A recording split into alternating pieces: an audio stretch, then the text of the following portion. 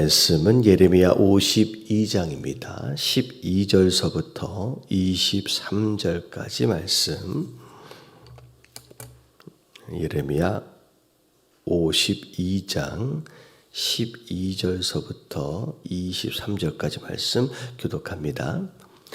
바벨론의 느부갓네살 왕의 19째 해 5째 달 10째 날에 바벨론 왕의 어전 사령관 느부사라단이 예루살렘에 이르러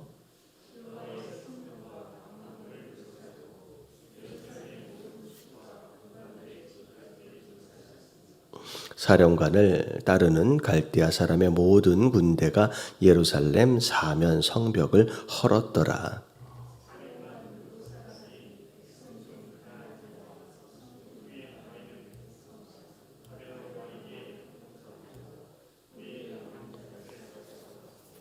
가난한 백성은 남겨두어 포도원을 관리하는 자와 농부가 되게 하였더라.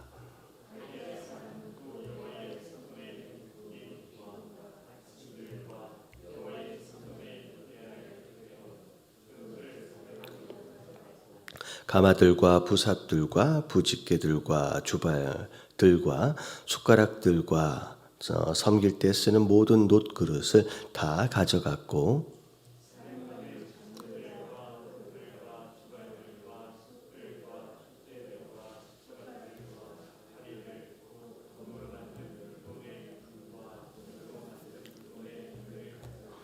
솔로몬 왕이 여호와의 성전을 위하여 만든 두 기둥과 한 바다와 그 받침 아래에 있는 12놋소 곧 이 모든 기구의 놋 무게는 헤아릴 수 없었더라.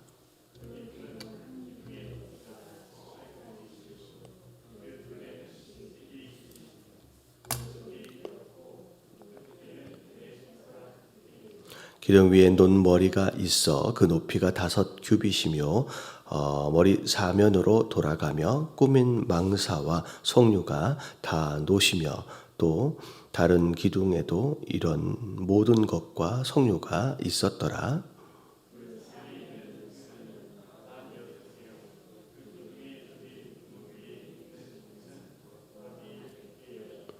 아멘.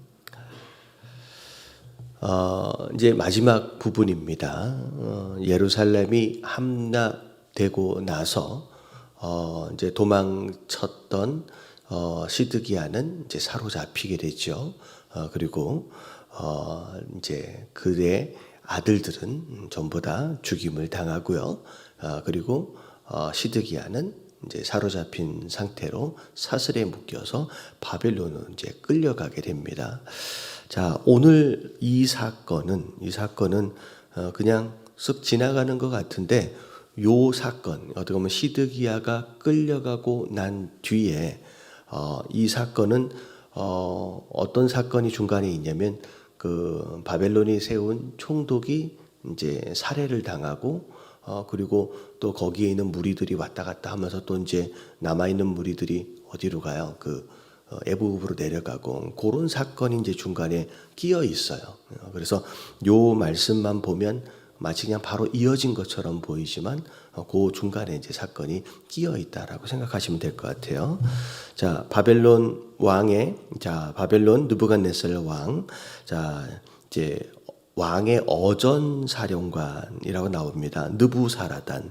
자, 사실 느부사라단이 지난 주중 예배 때 그런 얘기를 한 적이 있잖아요.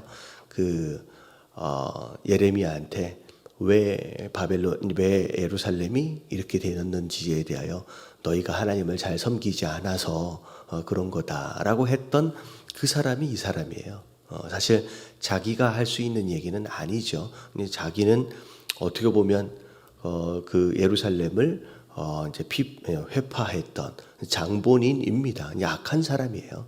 근데 이제 이 사람이 자 예루살렘에 이제 다시 와서 성전과 왕궁을 전부 다 불사릅니다.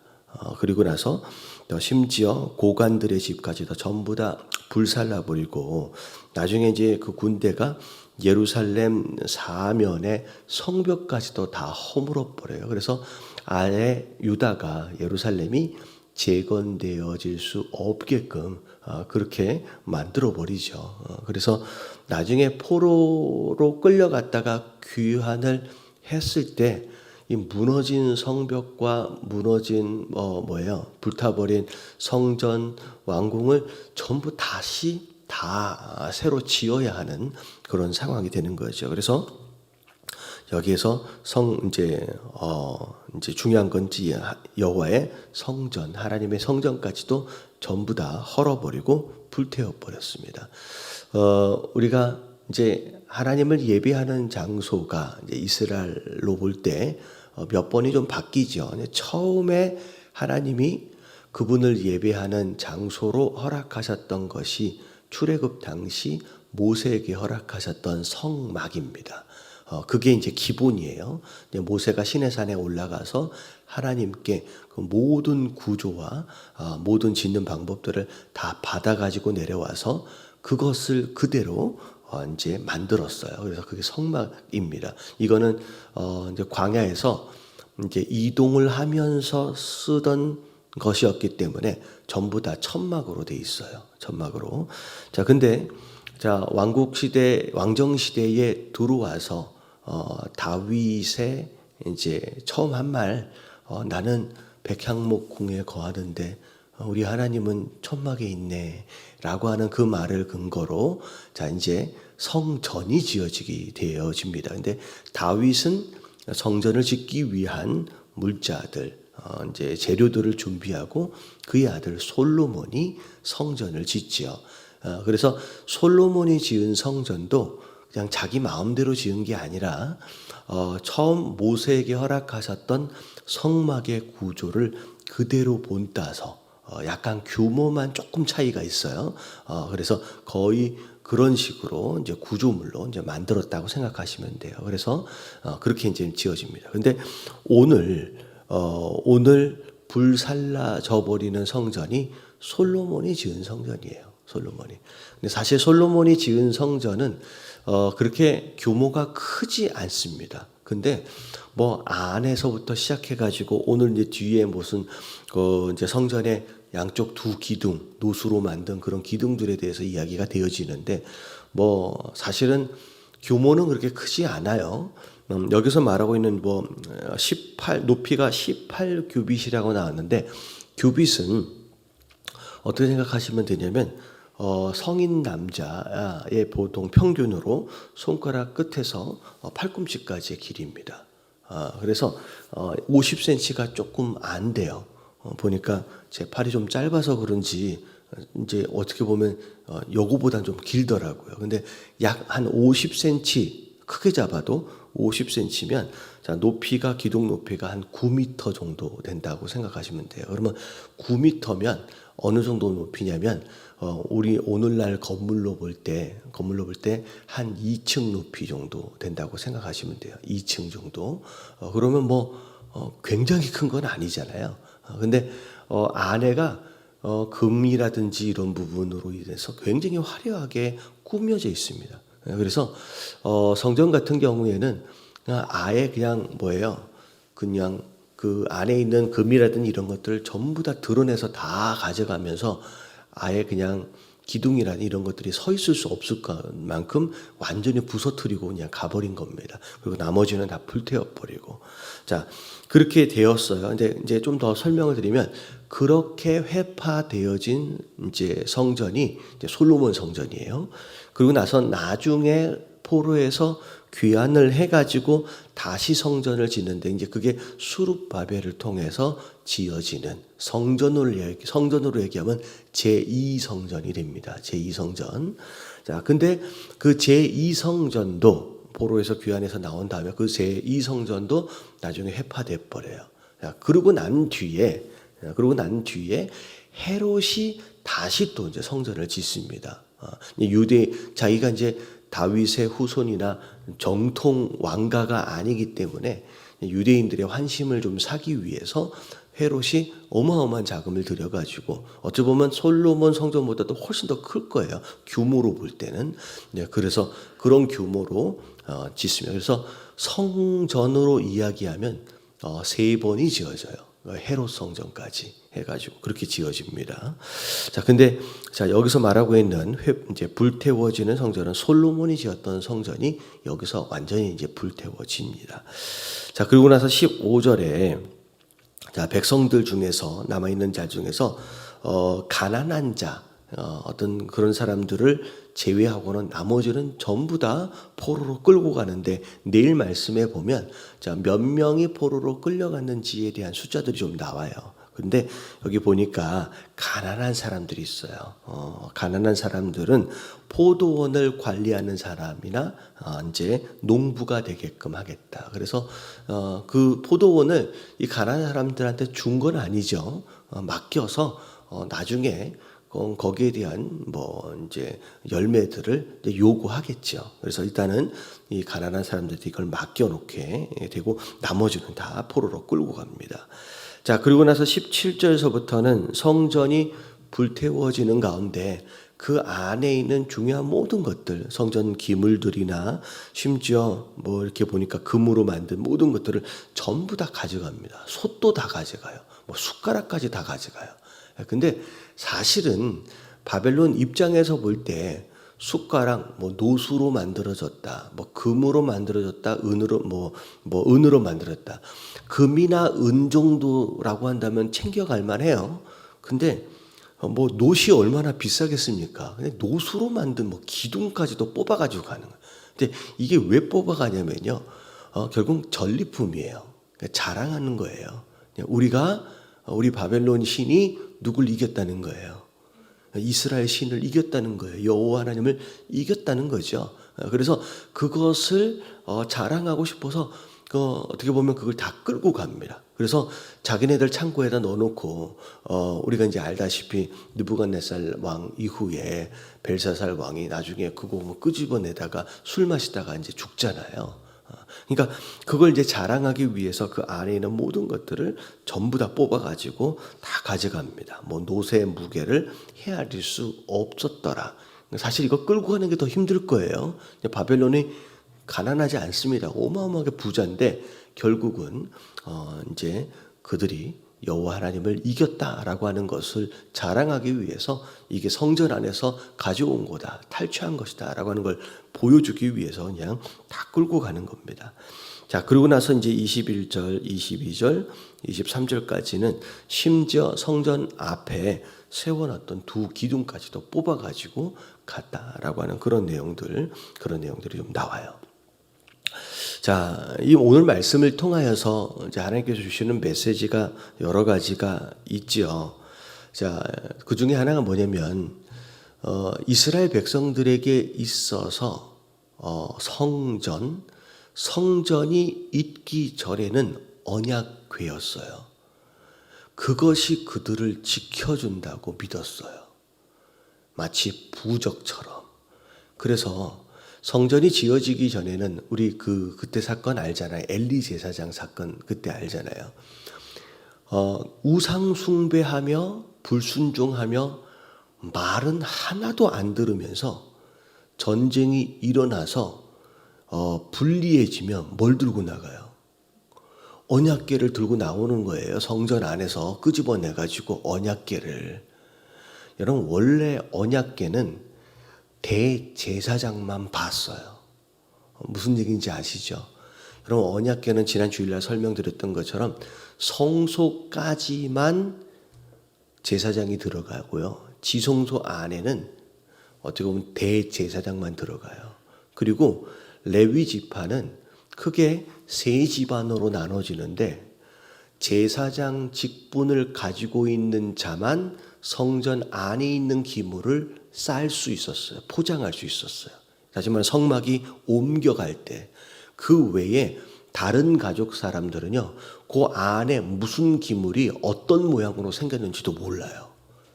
다시 말하면 언약궤는 함부로 건드릴 수 있는 존재가 아니거든요. 근데 엘리 제사장처럼 어떻게 보면 이제 영적으로 굉장히 피폐해졌을 때, 불순종이 극에 달았을 때는요, 그냥 하나님을 뭘로 취급을 했냐면 자기네들 지켜주는 수호신 정도로만 생각을 했어요. 그래서 위기만 이제 위기가 닥쳐오면 그거 들고 그냥 나가는 거예요. 그래서 결국 어떻게 됐어요? 그 언약궤를 이방인들에게 빼앗기는 상황이 벌어져요. 그래서 심지어 이방인에게 빼앗겨가지고 수레에 싣고 이리저리 옮겨다니는 그런 수치를 하나님이 당할 수밖에 없는 상황을 만들었다는 거죠. 이제 이게 성전이 지어지기 전에 이스라엘 사람들이 하나님을 이용했던 모습입니다. 그리고 나서 이제 성전이 지어지고 난 뒤에는 이 성전이 있기 때문에 그들이 뭘 해도 하나님은 지켜준다고 믿는 거예요. 그러니까 성전을 부족으로 생각을 하는 거죠. 근데 오늘 말씀을 보니까 여러분 이 성전이 의미가 있는 이유는 그 성전에 누가 계셨기 때문에 하나님이 계시기 때문에. 그러니까 성전 자체가 능력이 있는 게 아니에요. 언약궤 자체가 능력이 있는 게 아니에요. 거기에 하나님이 약속을 하셨어요. 내가 여기에 있겠다. 이것을 통하여 내가 임재하겠고 내가 이것을 통하여 응답하겠다라고 하는 약속이 있었고 언약이 있었기 때문에 그게 의미가 있는 거죠. 그거 물건 자체, 건물 자체에 의미가 있는 게 아니에요. 다시 말하면 이 자리도 마찬가지예요. 여러분 이걸 성전이라고 부르지 않습니다. 우리 예배를 드리는 장소예요. 그렇다고 아무렇게나 함부로 해도 되느냐? 그건 아니에요. 이 자리에 우리가 예배를 드리는 가운데 여러분 이 자리에 하나님의 임재하심이 있으면 여러분 이 자리는 비록 상가 건물 꼭대기에 있을지라도 별 별로 없어 보인다고 할지라도 여러분 거룩한 장소가 되어질 줄로 믿습니다. 근데 이 자리를 우리가 아무렇게나 생각하고 제대로 예배하지 않고 우리의 삶의 모습이 그렇게 된다라고 한다면 이 자리에서 그래서 하나님의 임재하심이 떠나버린다라고 한다면 그냥 이 자리는 그냥 성현 프라자 7층에 불과한 거예요. 근데 우리가 이걸 알아야 되는데 이 사람들은 그 성전 자체가 마치 그들을 구원할 거라고 생각했는데 하나님은 오늘 이 말씀들을 통하여 성전 자체가 너희를 보호하는 게 아니다라고 말씀하고 계시는 거예요. 완전히 파괴시켜 버립니다. 아예 볼수조차도 흔적조차도 남지 않게끔 완전히 파괴시켜 버려. 심지어 그 안에 있는 모든 물건까지도 다 없애버려요. 그래서 이런 말씀을 통하여서 우리가 잘 알아야 될 게 뭐냐면 여러분 하나님은 우리의 주님 되시는 분이에요. 우리의 수호신이 아니에요. 우리의 주님 되신 분이에요. 여러분 이게 종교와 신앙의 차이라는 거예요. 세상의 많은 종교들은 그들이 믿고 있는 신과 신을 그들이 보호해주는 수호신 정도로만 생각해요. 어려움 당할 때만 찾아갑니다. 근데 하나님은 그런 분이 아니다. 우리의 주님 되신 분이다라고 하는 것을 여러분 기억하시는 저와 여러분들 되시길 주님의 이름으로 축원합니다. 자기 자신을 보호해주는 그런 수단으로 이용해서는 안 된다라는 거예요. 그래서 오늘 첫 번째 기도하실 때 하나님이 날 보호해 주시는 이유가 뭐냐? 내가 누구 거기 때문에, 내가 주님 거기 때문이에요. 내가 주님 것으로서의 삶을 살게 하여 주시옵시고 내가 주님의 하나님의 소유되어진 자들로서 그 안에서 보호하심을 누릴 수 있는 그런 신앙인이 될 수 있도록 해달라고 여러분 기도하시길 주님의 이름으로 축원합니다. 그리고 두 번째는 뭐냐면 사실 하나님이 굉장히 큰 결단을 하신 거예요.